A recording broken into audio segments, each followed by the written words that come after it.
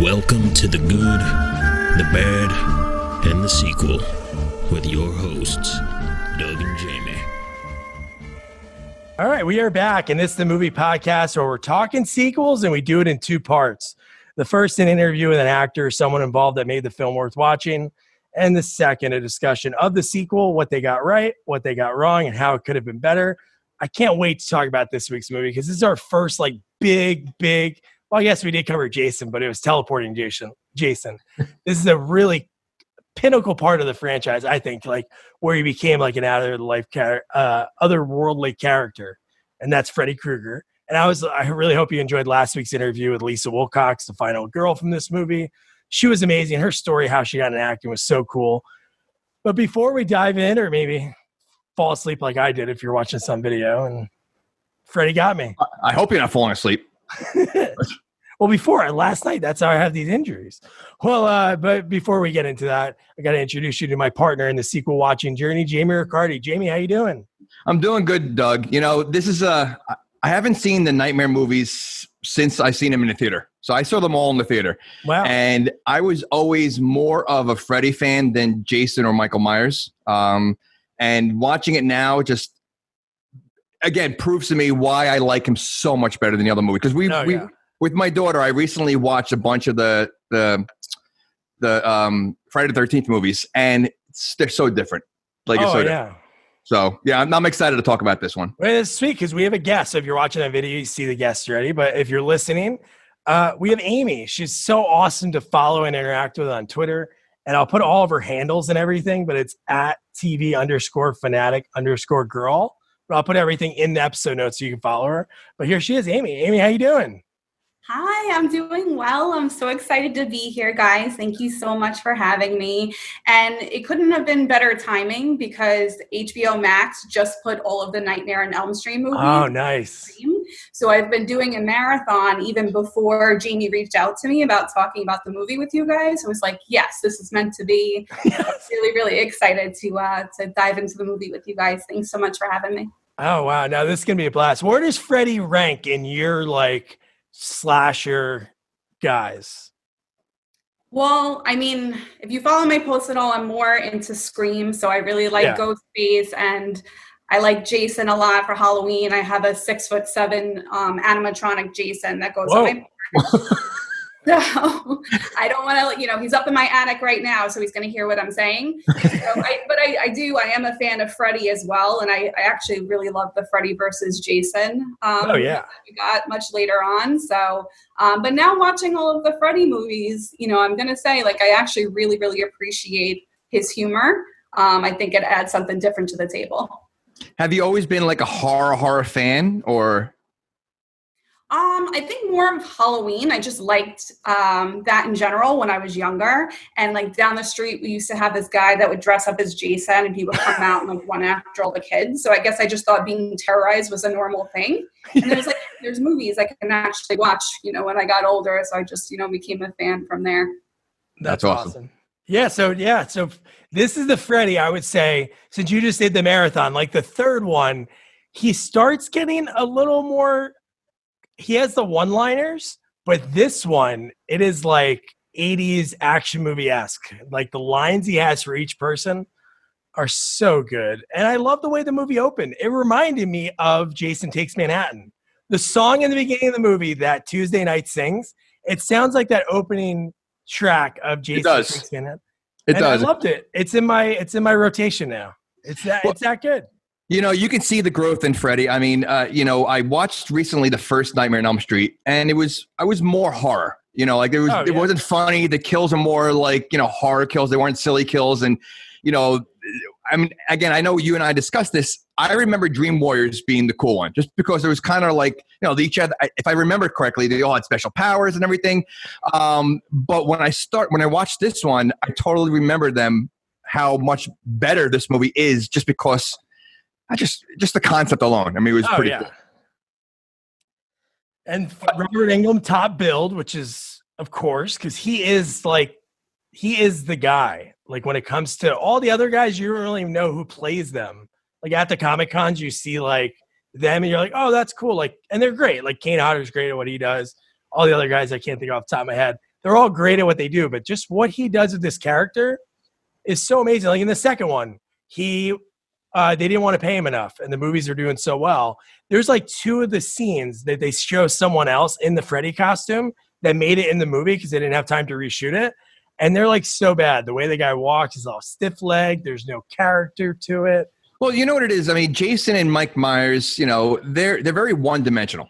I mean, they walk and they slash. Like Freddy has personality, his movements, his jumps, his he's a character. He's more of a character. So that's why I think I like him better than the other movies, just because there's so much that he does. Yeah, and just so yeah. Yeah, that's true. He's got all of those like snappy one-liners too. Oh yeah, that are just like perfection. No, they're so good in each and every one. It's like, it reminds me of like Arnold Schwarzenegger. Like he has that line that he takes care of the guy like right afterwards. But they're so good and they're so imaginative. Another thing I forgot about these movies is that there's so much more less. I think there's like 6 or 7 kills in this movie. Like Jason and Mike Myers, sometimes they just tear through like, tons of people. And you're watching like those kill count videos that are really good on YouTube. And you're like, oh my God, there's like so many less. But the characters in this movie are so cool. Like it's really cool. Like Deb, the actress who plays Deb, she was also on The 10 of Us with Heather Langenkamp. So it was like that connection. Nancy from the first and third films. But the way this one specifically starts is kind of weird, because if you saw him in the movie theaters and you don't know back then, Jamie, like when you saw it in the theaters, like Patricia Arquette not being in this movie. Yeah. It's like kind of, I don't know. I get it happens, but there's so many different stories about why she wasn't in it. Yeah, I know. I just listened to something recently about that, and like if you didn't see the other one, obviously you wouldn't know. But she did a great job in Dream Warriors, Patricia Arquette. But yeah, it's so funny how they just basically try to find. It's almost like she was like the stunt double Tuesday night, because she had the short hair that's kind of like a look like, she looks close enough. Let's just get her in there. Yeah. I'm also amazed at, these movies came out a long time ago. The special effects are really good. Oh, yeah. For the time when it came out, I mean, they really were pretty good. Do you mean the Invisible Freddy fighting scene? Well, I have to say that special effects was awesome. I do like the movie. There are 2 things I do not like about the movie. Okay. That scene was one of them. And I'm not a fan of the ending, but we'll get there. Okay. You guys didn't like the crazy kung fu montages that we got? That I did like. But look, anytime you have a montage, I'm in. No, you got me. I'm in for the montage. But I feel like it was almost like they kind of they ran out of budget for the fight scene between that guy and Freddy, because that is true. Yeah, no, that's true. When you watch the documentary, the guy he does pissed because when they went to go shoot his scene, he didn't mention what it was, but he's like, all these other people have these elaborate, well, some of them have really elaborate ones. And then his is just, and he was so pissed because he trained doing karate for like a month. They paid for him to go get lessons. And then when they started filming, said, just do some roundhouse punches. Wait, are you saying he's not a real karate master? He is unfortunately not a real karate master. No, but it was crazy that he trained and they're like, all right, do some big roundhouse punches. And he's like, no, that's not karate. They're like, but it looks good for the movie. So he's like, he wasted like 4 weeks of his life. Well, he is wearing Daniel-san's bandana. The Karate Kid bandana. I mean, that is the same one, isn't it? It looks exactly the same thing. So Amy, were you ever, I don't know, when was the first time you saw these movies? Like when you were younger? I mean, I want to say I was maybe like 10 or 11 when I first originally saw them. So like a lot was lost on me. I just knew, Freddy was the creepy guy that was all burned. And then Jason was the one with the hockey mask. Yeah. But now I've been trying to rewatch like all like the horror movies I watched when I was younger, just to get a better appreciation for it. So like I said, I think I've watched the 4th one now like 3 times in the last 3 weeks. Nice. I actually really like it, and I really like the dog in it. That pisses me off. We want to talk about, the special effects. And I like that the dog was named Jason. Yes. I looked up later on that apparently they did that on purpose because originally they wanted Freddy versus Jason to come out around when that movie did. Oh, that is true. Yeah, that's Jason. This is the same year as Takes Manhattan, I think. Yeah. So Jason versus Freddy was after this movie? Like, after. Oh, way after. Like 2007. Oh, yeah. And I guess that was when they were first like thinking about putting the two of them on screen together. And then all of a sudden the dog is named Jason. I'm like, wait, is his name Jason? That's on purpose. That's awesome. I love how funny like Joey and Kincaid. So the movie opens up with Kristen dreaming. She pulls in Joey and Kincaid. So those are the people that survived the last film. And I love that part when the dog does bite her and Kincaid's totally cool with it. He's like, I'd bite you too if you thought, because she thought Freddy was back then, right in the beginning of the movie. Was he as whiny in the third one than he was in this one too? Oh yeah, I think he was the whole movie. Yeah. Yeah, he was whining the whole time. But even like she gets like Tuesday night when she like looks at the bite, she's like, oh whatever, and just kind of relaxes. I'm like, you're bleeding from your arm. Like, I said the same thing, and I feel like there's a lot of a lack of emotion in this movie because there's a lot of deaths in front of people, and no one seems fazed by it. And the school, there's no. I was going to say, and there's students. Happening. Yeah. Well, I also noticed that the adults in this movie come across like real jerks, like the whole movie. Kristen's mom, huge jerk. Mrs. Johnson? Was that Mrs. Johnson? No, Mrs. Johnson she's dead. We never really meet her. We only see a photo of her. No, there is a Mrs. Johnson. Oh, no, Mr. Johnson. Mr. Johnson's the alcoholic. He's creepy. He's creepy as anything. I think I like the line that said popping aspirin like popcorn. And actually even Rick even says something about like today is avoid all contact day, and he's like climbing out the window, which I thought was interesting with what's going on. I was like, I guess Rick had it right. He's got the kung fu moves. He knows what's going on in the world. But yeah, Mr. Johnson was a jerk. Yeah, he's a real jerk. The teacher, I mean, even the teachers, they're boring. I mean, you have two separate classes where kids are falling asleep in class. Yeah. I guess the teachers are really just in general, the adults were just annoying. Yeah. So one thing that was pretty cool when we first meet Lisa, and I know we just mentioned the brother jumping out the window, was they were talking about like they were referencing the show Dynasty, and just hearing the VCR, it just is so nostalgic hearing that, because that's like growing up. You think of like watching the old horror movies like on VHS. It's good times, man. Just like I miss like that whole thing going to the video store. I talk about that with so many people I interview. It's just like so nostalgic, that whole like, now it's just like flipping through and you're like, oh, I'll watch this. And then you can turn it right off. Dude, a Friday night going to Blockbuster was like the best thing in the world. The best. And then I wrote here, why is every movie, the guy that's the football player is always such a dick? I wrote down, he said, hey, baby, you're sucking on the wrong nozzle. Trying to think which football player that was. Was it Dan's buddy? Well, you've never said that line before? No, I don't. I'm a gentleman. I don't okay. Jeez. And Kincaid, when Kristen gets the next day, she talks about the dog bite, and she said, that don't mean dick.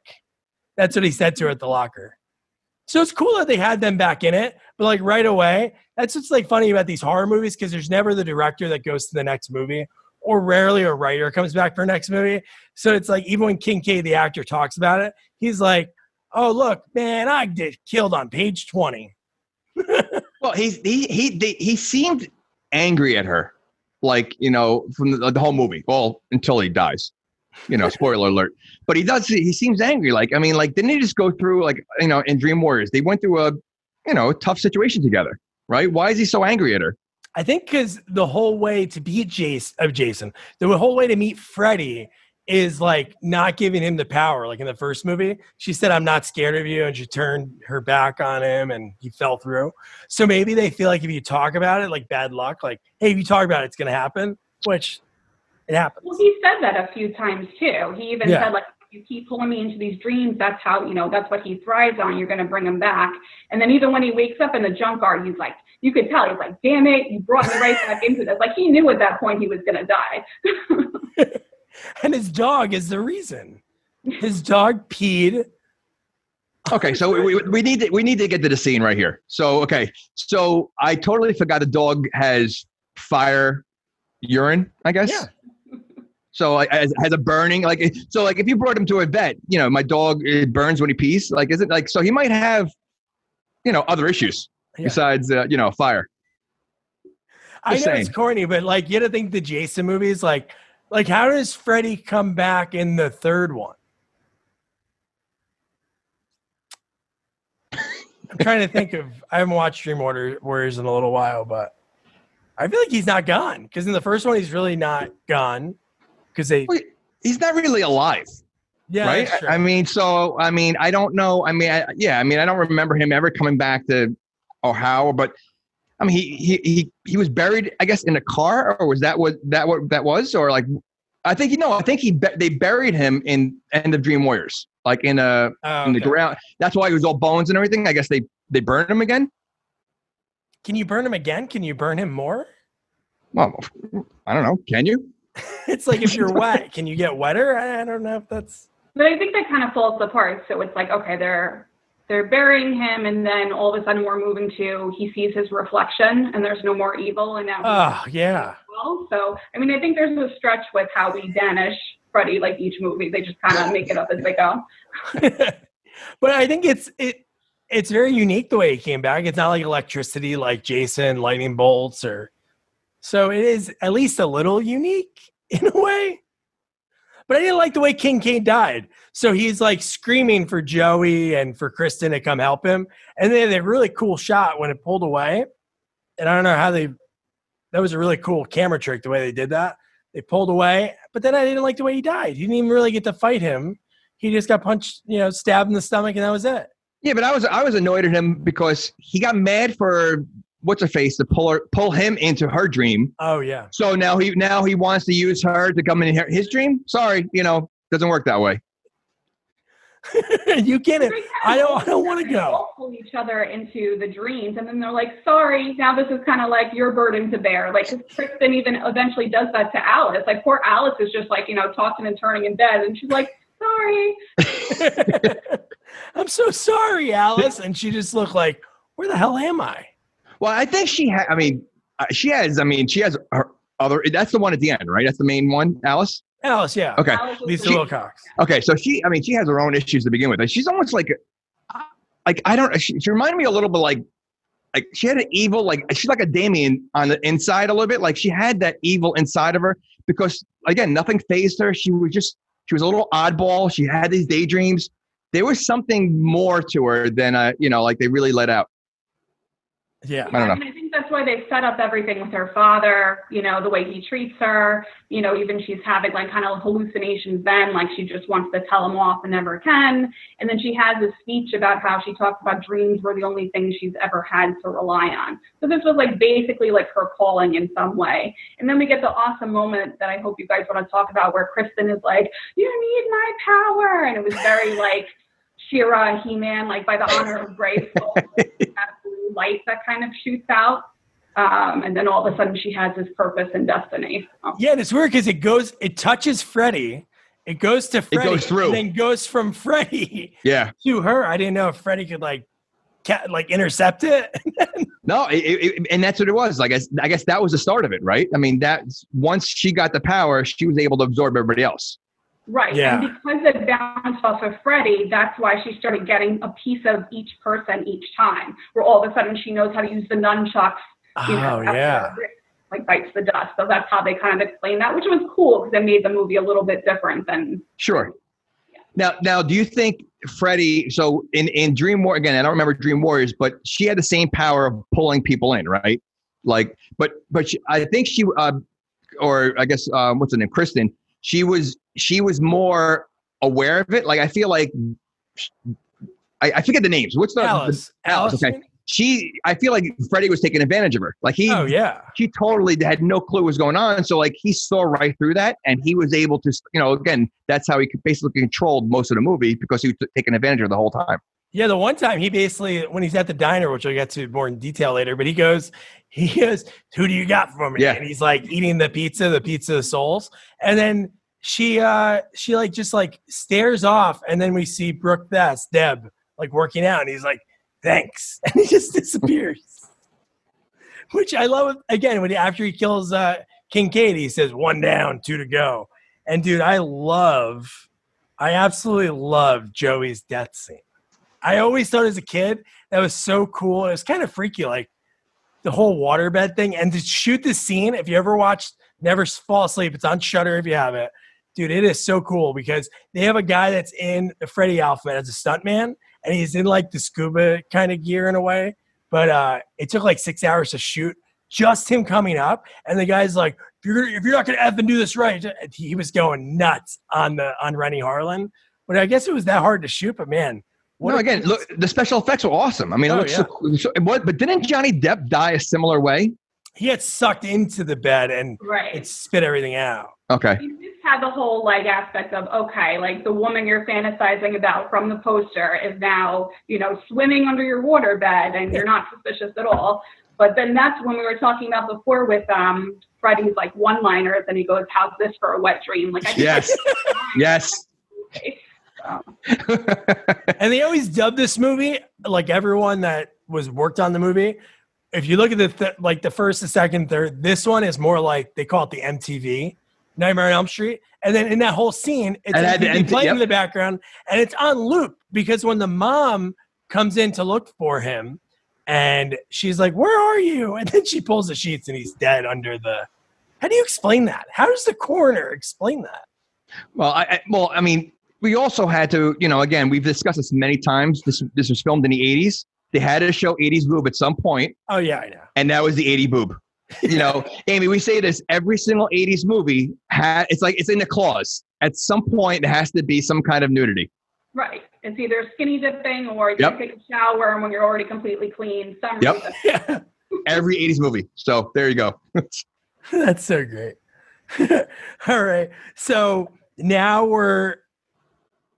that was you were talking about this before, Amy. So it's kind of weird, like the exposition that they like throw in when Kristen looks like, dude, she looks like she's going crazy because nobody believes her. Obviously, Kincaid and Joey were the only like two people that understood what she was going through, and they're dead.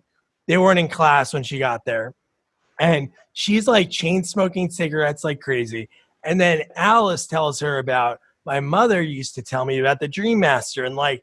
Kind of like giving us the whole like what she's going to be able to, what she hopes to do throughout the movie. But obviously when she finally gets pulled in by Kristen, like Amy was talking about, which is a really cool scene, man. Because that's the first thing I think. Is that the first time Freddy says, oh no, I guess he says welcome to primetime, bitch in the third one. But when he says, I think he says like, come here, bitch. Or he says fresh meat. I think that's what it is. Yeah. Fresh meat when Alice finally comes down. But that whole scene is like so cool, like the transferring of the powers. Well, I think all of Freddy's entrances are just so awesome. Just the way he, and we forgot one other line he said to Kincaid. He goes, Kincaid says to him, I'll see you in hell.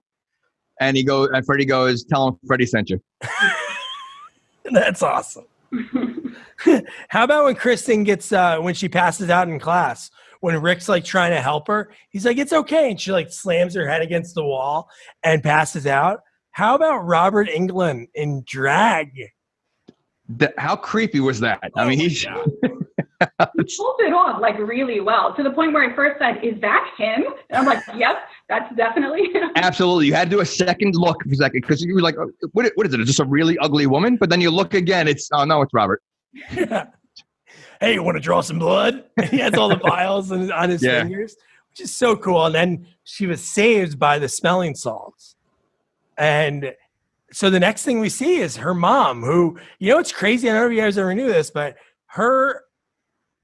I watched on the documentary, her and her daughter had a really bad relationship, kind of like she does in Kristen in the movies. And her daughter was in Friday the 13th, part 5. She was like the punky goth girl in the 5th in New Beginning. So when she talked about it, I'm like, wow, that's so weird. And then in this movie, dude, she drugs her own daughter.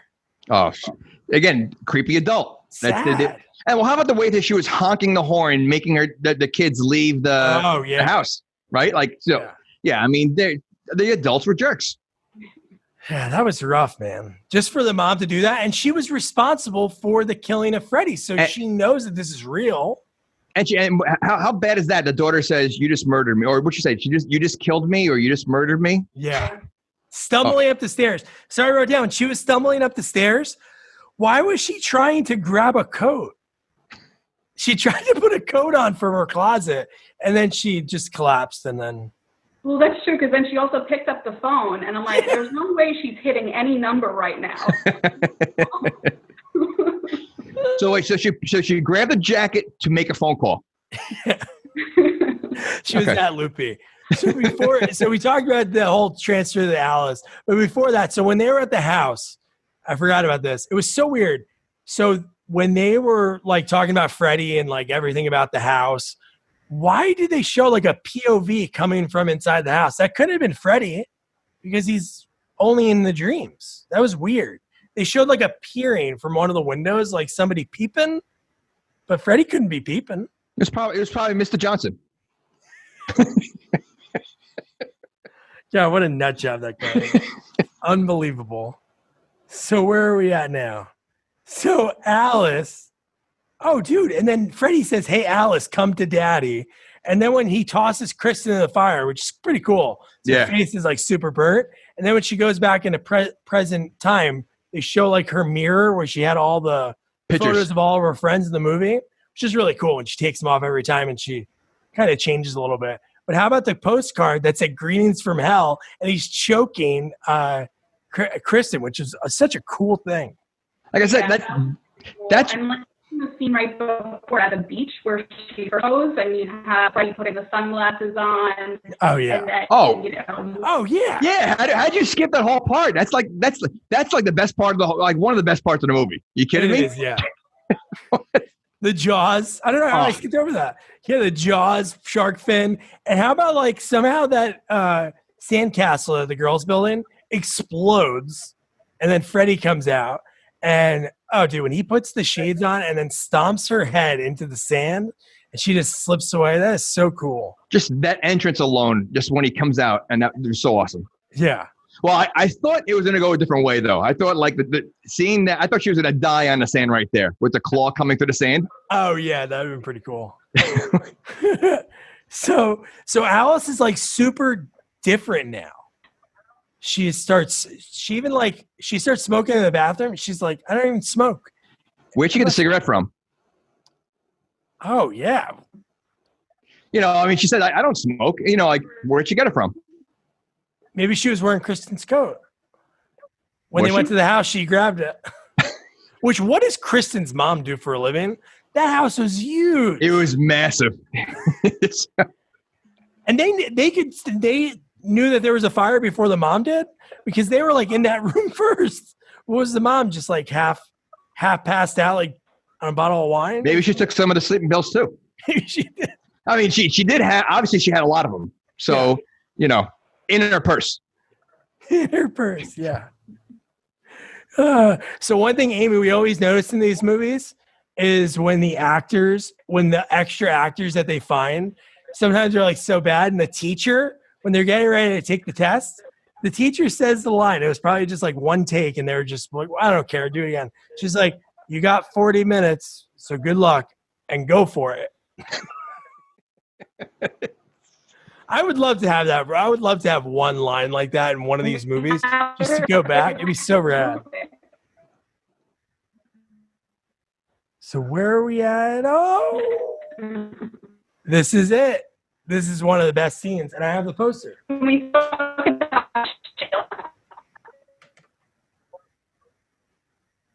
Oh, you're cutting up a little bit, Amy.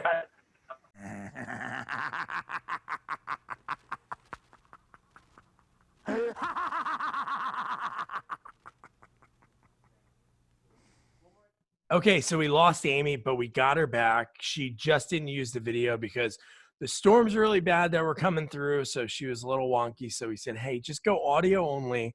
So if you're watching on video, I put her photo, well, you'll see her photo below. And, well, great. Let's get back to the action. So, yeah, so we're in the classroom. The teacher just said that really super corny line. And I want to write, like, why are these kids in school? 3 kids just died, and not even all the kids, maybe if you're close with them, but they should kind of have like grief counselors there, or maybe like Rick Johnson shouldn't be in school. His girlfriend just died. Even okay, so they not only they in school, they even getting a test. Like they can't postpone the test, at least, you know. That's like I said, there doesn't seem to be a lot of remorse. I mean, there's not a lot of shock of the deaths that's going on. They mention a name here and there, but there's not a lot of like crying. There's not a lot of, it's like, all right, we really didn't like it anyway. Numb to it. Yeah. And it's kind of funny too. Like, again, these films happen right after another and they don't know. Yeah. Like Amy, in the beginning of the movie, Dan, I know Dan just moved here, but wouldn't that be like the most popular story, that this guy's murdering people in their dreams? He has no idea, like, who's this Fred Krueger? It's like, what do you mean? That should be like in the welcome newsletter when you move to the town. Yeah, that's true. Instead, it was just like, he's one major league hunk. I think that's what like Alex Well, I think it goes along with the jerky adults. Now you're going to move to a town where children keep dying year after year. I mean, again, I keep blaming the adults. Dan got some shitty parents. Like, maybe they're like, man, the market's like real hot, but honey, Freddy does kill teenagers. But what are the chances, hon? Look at the piece of real estate. So, dude, so Alice dreams in class, and she pulls Sheila into the dream. And dude, when Freddy is the teacher, it is the raddest. I wish he like talked more, or maybe had like more liners. But when he walks up to her and says, "Wanna suck face," and murders her by, I guess, making out, like death by makeout, it is like, ugh, crazy. But like that's think about how creative. So she has asthma. Yeah. So, in the real world, you're just seeing her suffocating, but he's sucking. Like, it would just, I think such creative writing for that death.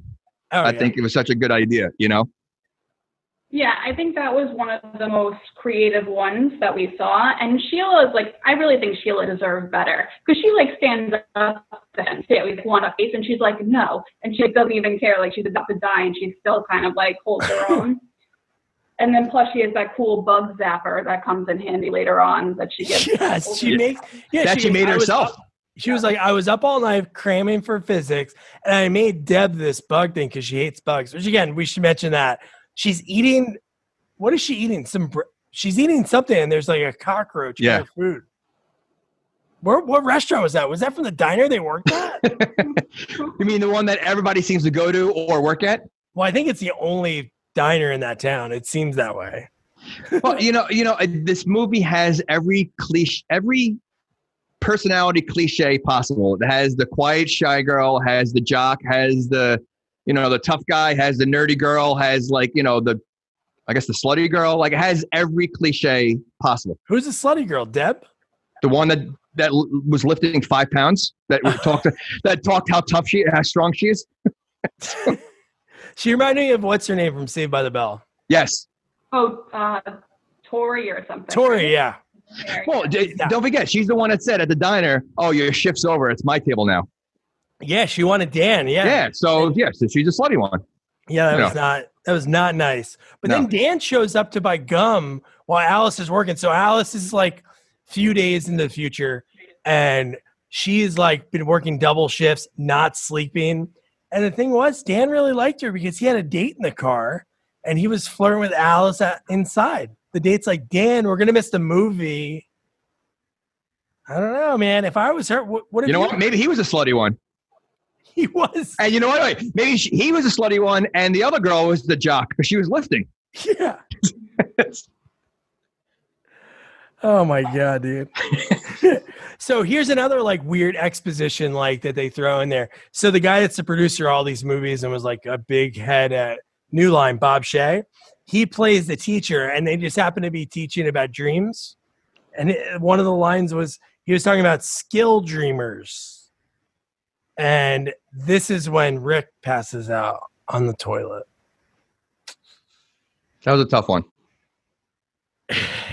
Well, the cheerleader's coming in, and then your sister being behind it. That was kind of weird. And then the elevator, I remember the karate scene, but if you're watching it for the first time, it's like, dude, that elevator could have been like some kind of cool way to. How big is that stall to fit all the cheerleaders in there? Well, those handicap stalls are pretty big. I guess that could be one of those. I guess. I don't know. I mean, and not for nothing. I mean, it's pretty embarrassing. You you go in the bathroom doing your business, and you got a bunch of cheerleaders coming in there. Yeah, he really had like 3 nightmares in one. Like he did. He got to show off more of those sweet, kung fu moves. Yes. Which again, so then they go in the elevator. The elevator keeps like stopping, and then it opens up to a dojo that they like make. They even talk about it, like how they just got anything they could to throw on there to make it look like they had the fog, and it just was so. It could have been so much, even if it was Freddy in a karate gi, like in like Super Freddy, or even if it just ripped Karate Kid and he was in like a black, like with the colors, the red and green, like Freddy Kai. They could have done something like that. That would have been awesome. I was thinking Jason Takes Manhattan with that guy that was a boxer. Like, and you're like, all right, this would be a cool fight. Freddy's going to do, the guys going to do a little karate against Freddy, and then Freddy. But like, no, it was like, I feel like it was a cop out. It was such a lame, like, I don't know. It could have been so much better. His sister was better at karate than he was. And she came a long way because when he was trying to teach her, she couldn't even do the yell right. And her shoe went into the fish tank. And she did the crane kick. Oh, God, that's so awesome. But yeah, Invisible Freddy, man, that was so bad.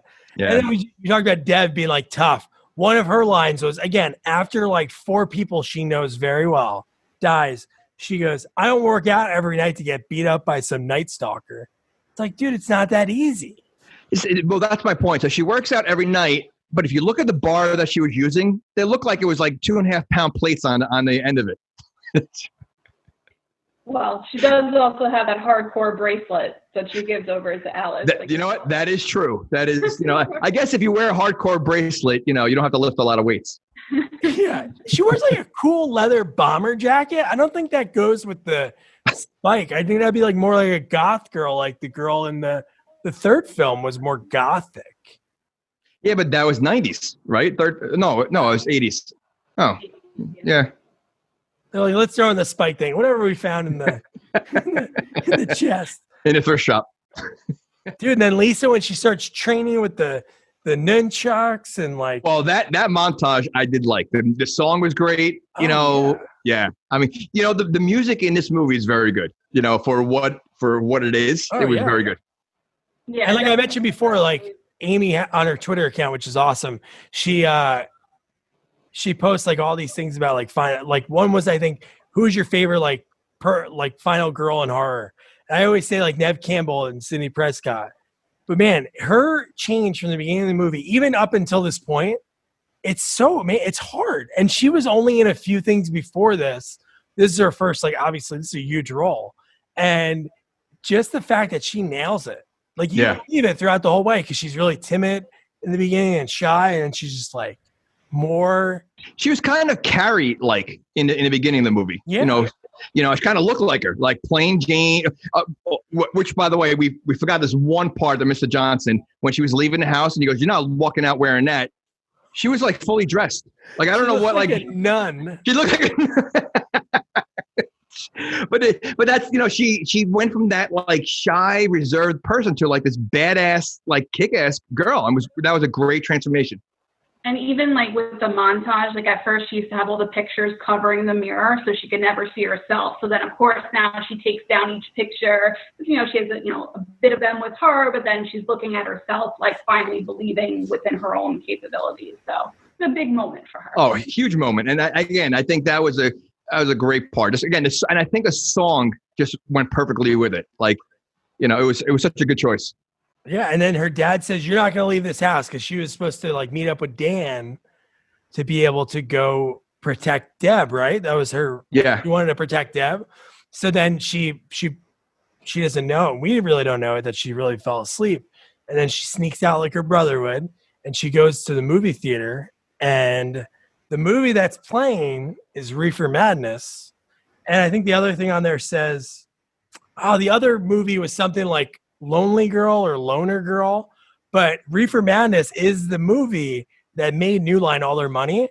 The copyright or the contract on it like lapsed, and Bob Shea bought it, and that's how he started the company. He bought all the rights to these old movies and we're showing them, and that's how he started New Line. So that's why the kid had to fight an invisible Freddy because they spent all the money on the movie rights. No, that was before this. That's what started New Line. But no, I wonder what spent more money than the budget to take out his scene. I'd probably be pretty bitter. Like if you're like in a horror movie, especially a Freddy movie, you're like, oh, dude, oh man. Well, I wonder why him. Like maybe he's the guy that was always late. You're like, all right, you want to keep being late? We're gonna make you the lamest scene in the movie. Yeah, you're gonna have to do this for 12 hours. You have to fight the air.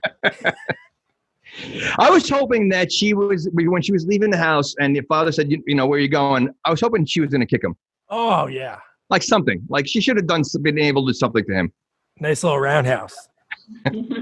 What a cool effect. Like this is one that Robert Englund talked about, and I loved it. When she gets sucked into the movie screen, the transition is so perfect. It's seamless. You don't see like the movie magic that happens. No, and you're talking to 80s. I mean, like late 80s. I mean, like I said, the special effects were very, very well done in this movie. Yeah. No, so amazing. So then we get to old Alice. She goes she's walking around. She sees the diner. It's like kind of old looking and all dilapidated. And it's her old. She's talking to herself. And then this is when Freddy comes in with the pizza of souls, which, dude, another thing. I'm going to reference this. You have to watch the documentary because they got inspired by ordering Domino's. And they copied the Domino's pizza with the meatballs and it's obviously added in the faces. But how cool is that scene, dude? It looks so good when he sticks it into Rick's head and eats it right in front of her. And again, she's kind of unfazed. Was this the one when he was like his tongue was like flapping around? Oh, dude, when he eats it, he's like, not cool. And everything like all the juice and guts are like coming out. Oh. And he says, I love soul food. Where like her stomach just turns like the pizza. And then when we get to Deb, where she gets turned into the cockroach. Oh, I love that whole scene. Well, you realize like all these kills were is that how most of the movies are? They're all foreshadowed because like all these kills, like she had the cockroach in the beginning of the movie. The other guy with the karate, I guess. I mean, like the girl with the asthma. No, the girl with the asthma. That. Yeah, because they play into like what your inner demons are and like what your fears are. So even the other movies, like the comic book nerd, Bracken Meyer with the video games, so they're always like they are connected. Bit to it, which makes it so much better. I don't know about the third one as much. Wasn't there one with a puppet, like with the veins popping out? And he's like using them as a puppet. Yeah, he makes them walk off the building. Oh, yeah. Okay. Yeah, I don't know if he was into puppets. Maybe he was. Maybe he was a marionette fan. Whoever that was. Oh, isn't that a puppet? Well, it's different. No, no, I understand, but you're going to tell me a marionette and a puppet are not the same thing? Well, they're cousins. It doesn't mean they're related. Well, it depends on what part of the country you are. They're like third cousins. Wait. You just said they're cousins. Doesn't mean they're related? But they're not like brother and sister. Cousins can be like, yeah, it's my cousin. I don't stand next to him. I don't want to talk to him. All right, whatever. I keep my distance. At the marionettes and puppets, they don't get along too well. If you called a marionette a puppet, you know what would happen? So you're saying Pinocchio's not a puppet? It's a marionette. And he's a real boy. Oh, man. So the whole Deb scene, like that's where they probably spent all the money. If you think about the effects, that whole scene probably cost so much money, took so much time. Dude, when her arms snap and you see Freddy in the bar, that's really cool. When you see it in the weight, the reflection of his face. Yeah. And just the arm snapping. And Amy, I don't know about you. I got these movies still like kind of like get my stomach turning, but when you see it start to come out, that's grossed me out. Yeah, that whole scene, I think, from start to finish is gross. Because even that enough, if she died that way, would have made my skin crawl. But then when she starts morphing into the bug, I just lost it. And then, of course, you can check into the Roach Motel, but you can't. That was awesome. That's an awesome line. Yeah, and then so she breaks her arms. She morphs into a roach. She gets stuck in glue. Her face, and her face is like falling off. Look like it turning into the roach, and then she gets squished to death. Oh, it's like the roach. When the roach leaves her body, and it's just I'm like, oh. But she had the worst death at anyone in the movie. Yeah. It was like a torture death. And you didn't know she was in a room. All you saw was the room. Yeah, So you just that thought was- like, oh, maybe she got really small. Yeah, that was very cool. That was very cool. That's probably one of the best lines. Yeah, that's probably one of the best lines in the franchise. That's so good, the way smashing that. And then meanwhile, this whole time, Dan and Alice are in a loop, which is a really cool scene when they keep like driving in the car going, I'll drive. It's the same thing. Dan's like repeating, like saying her line. Yeah. Like, oh my God, we're sleeping. But here's what I have to say. So they're sleeping, right? That was established. We're sleeping. We're going in a loop. So how do they get into a car accident? And how do they really go to the hospital? Because when you dream, where you die in your dream is where they find your body. Like Kincaid got, stabbed in the stomach in the middle of a junkyard. Well, they didn't find him in a junkyard, though. They didn't. That's what I mean. Oh, so that kind of broke the rule. This kind of broke the rules of the movie. There's rules in the movie? Well, there's kind of rules to all horror movies. And the rules in this movie is you die in your sleep, you die in real life, but you die where you are. You don't like dream. Like when I fell asleep and I had this accident happen to me and Freddy got me, my wife found me in the bed. She didn't find me in, Acapulco where my dream was. But it's just true, crazy. She fell asleep in the movie theater, so she should have woken up there, not in the car with him where they're bringing him to the hospital. So yeah, you're right. That didn't really make sense with the rest of them. See? Maybe were they visiting someone in the hospital and they fell asleep at the hospital? And then I don't know. Listen, you got to find the loophole somewhere. Well, there is movies can have plot holes, not as many as Weekend at Bernie's 2, which I think had like 7. This is the only one, but it's just crazy. Yeah. And then she goes to the hospital with him, and you don't know if it's still a dream. But again, they're still sort of dreaming because I know he gets put out again, but she says, don't let them, don't let them put you to sleep. But it's like, even the ambulance guy, how much of a dick was he? She's like, he can't go to sleep. And he's like, okay, lady. And he's like, you just had to say that. He's allergic. She says he's allergic. And he's like, okay, all you had to do was say that. What? Allergic to what? And he's like, oh, okay. Really? Yeah. But I did think that scene was cool, though, where he was fighting not to go to sleep. They put him to sleep. And then when you obviously see him when he gets up, I thought he was dying. Like, I didn't realize he was coming back. I know. Because he did kind of like Back to the Future disappearing act. Yep. Fading away.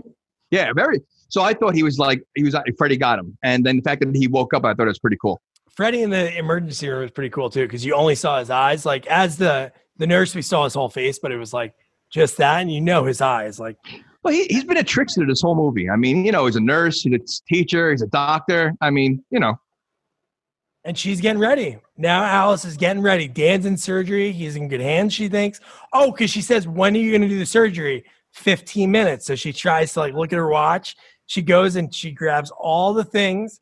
Awesome music's playing. And then she says, fucking A.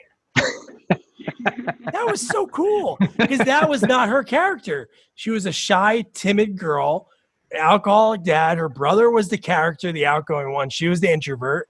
And look, she's saying fucking A before full circle. Yeah. So cool. Yeah. So this is where I have a little problem. We're getting to the point. So what's your problem? I don't like the way Freddy died. What did you like about it? It was lame. He looked in the mirror and he dies. Yeah, I understand that, but come on. I think the budget was a little thin at this point again. And, there's maybe was one of the last scenes filmed. And all right, we really don't have many options. Just let him look at himself and he'll just die. I don't know. It was a lame ending for Freddy, I thought. Amy, what do you think about the final scene? Yeah, I mean, there were parts I liked. So I love when she jumps through everything, ends up at the church, and he says, "Welcome to Wonderland, Alice." Oh, yeah. Huge Welcome to Wonderland fan. So I thought that was really unique. I liked everything where she tries to actually use the zapper gadget thing and channels it with electricity.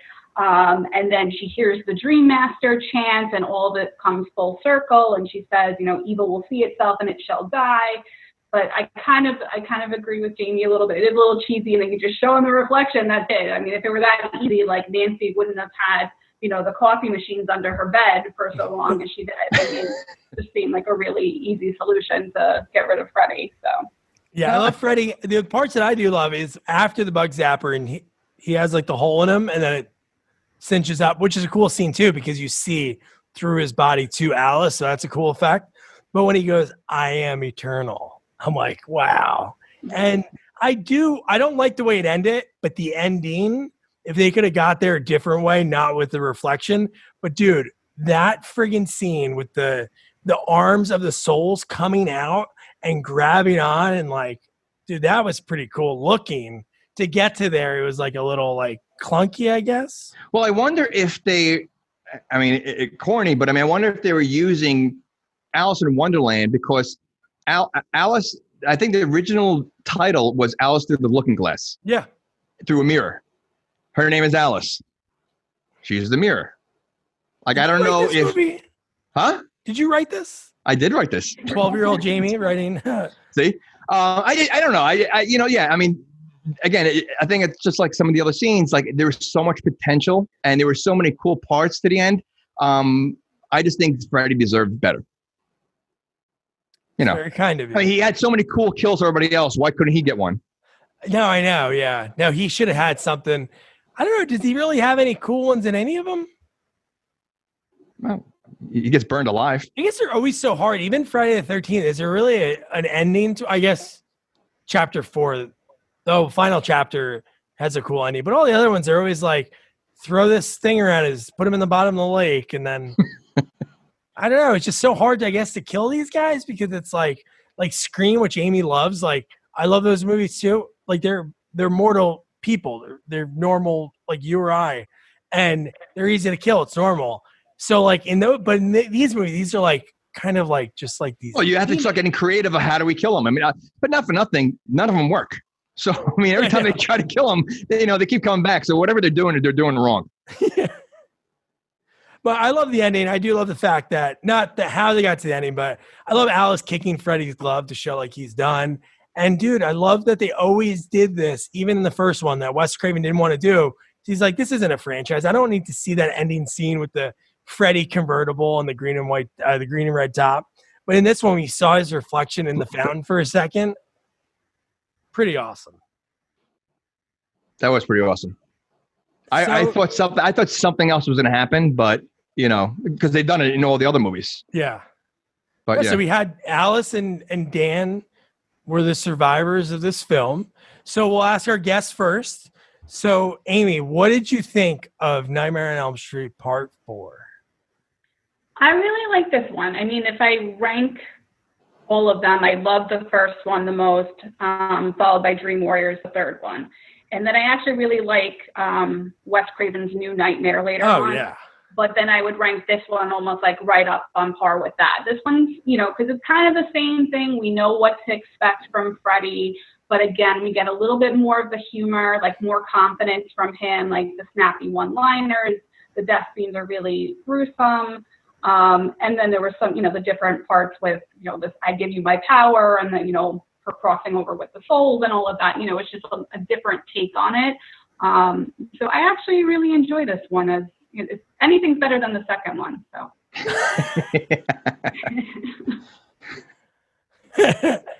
Why, you didn't like the second one?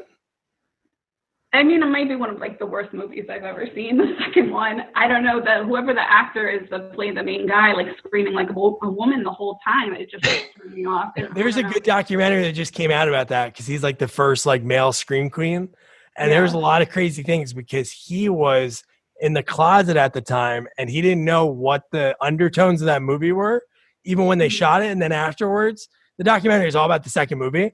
And there's so many lines in that movie the other actors like during didn't, but reflecting, 34, 35 years later, are like, oh my God, dude, I can't believe that they said this line.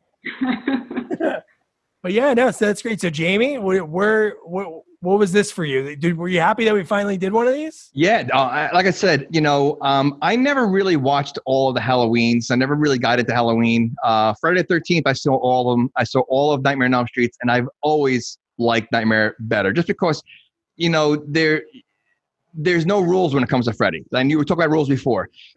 Every death is different, and every single movie is always different deaths. And the special effects where it's it's not just a murdering rampage. It's a different take, and I think it's way more creative writing in the Nightmare movies than there is with any of the like Friday the 13th or Halloween. So I loved it. I mean, I haven't seen him in a long time. The only one I saw recently was the first one, which is such a different movie. That one's a horror movie, like I said. But this is great. I mean, to me, funny Freddy is better Freddy.